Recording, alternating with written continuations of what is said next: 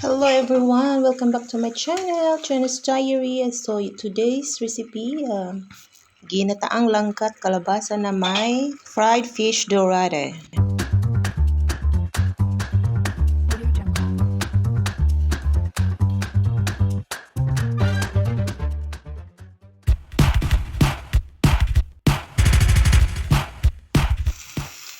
Good evening mga my loves. So ngayon ay hugas na yan at hiwa na. So maglagay tayo ng asin. Ito ay napakasarap na isda dito sa Germany mga my loves. Parang bangus. Ayan. So sa likod naman, lagyan natin ng asin. Asin lang ilagay ko mga my loves. Wala nang iba. At then i-deep fry natin to. Masarap ito sa ating ginataan. So maglagay na tayo ng mantika, cooking oil. Ito ay used oil. So ayun, naglagay ako ng garlic. Ito ay sikreto paano masarap yung piniritong isda. So maglagay ako ng garlic. So yan, this is the secret how the fish is so tasty, delicious. So now, let's dip the fish. So tatlong isda lang ito. Ito ay pwede mga loves, pero super yummy. Basta makakain lang ako ng isda. Ox na. So yun, thank you pala sa nag-watch sa aking mga video. Nasa hindi pa nag-subscribe, for those not yet subscribed, please subscribe, comments, likes, and share. So yan, binabaliktad ko na my loves. Pero yan, huwag baliktarin pag hindi pa siya. Ayan, luto na rin ang aking rice. Rice is life. So nagluto ako ng beef dito na may vegetables para kay hubby kasi hindi siya kumain ng ginataan na may isda. So sa kanya to.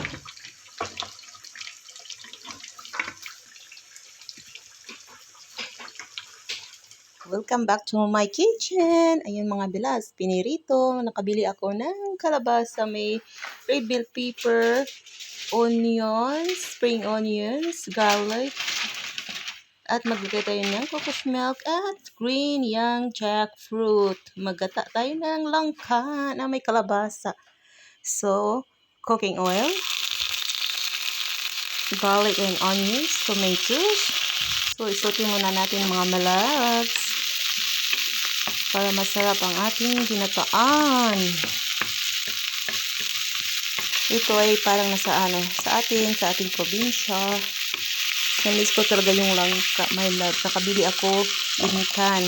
Hindi naman ka makabili ng fresh.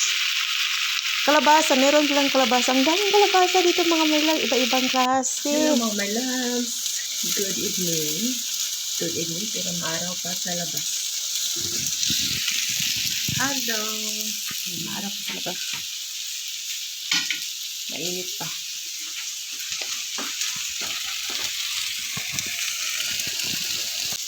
And next, we add the green jackfruit in can. So, ibos na natin. Para malata na din ang langka o jackfruit. Daming jackfruit sa atin. Maglagay lang tayo ng isang tasang tubig para malata yung langka at kalabasa. So, 5 to 8 minutes simmer. And now, yan. So, maglagay na tayo sa ating spring onions and red bell pepper and chili o siling labuyo. And a big can of cocos milk. So mamaya, sunod natin ito. May pepper, sili, at sibuyas. After 8 minutes, so malambot ng ating squash, kalabasa. So ready na ilagay ng ibang gulay. So yan. Ayan. So naglagay na ako ng cocos milk.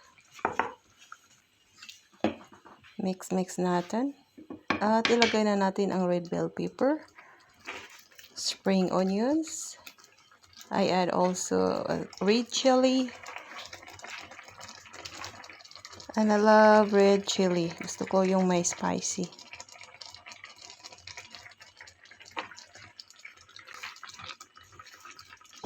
Kasi malambot na ang ating gulay, mag-add na tayo ng salt at konting black pepper powder for a taste. Mix lang natin. At ito ay ready na to serve. Ilagay na natin ang ating fried fish. Dorade. Super creamy na ang ating sabaw. I forgot pala to add ginger powder and curry powder a little bit.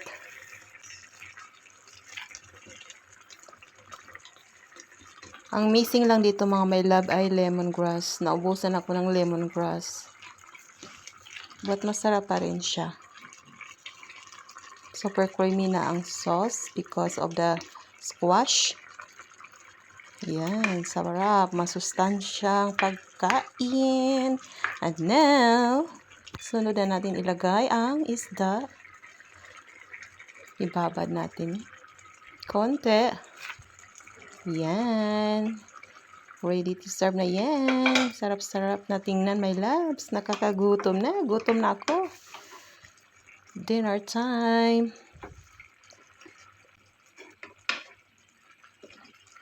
Thank you everyone for those subscribe and watching my video. For not yet subscribed, don't forget to subscribe, likes and comments below and share.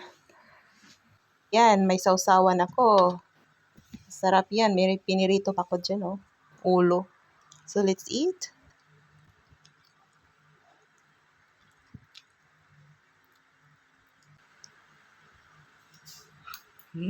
Sarap. Yan.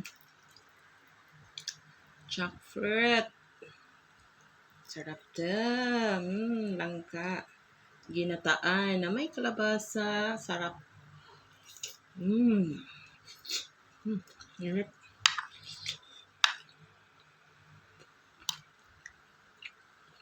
Sarap. Sarap.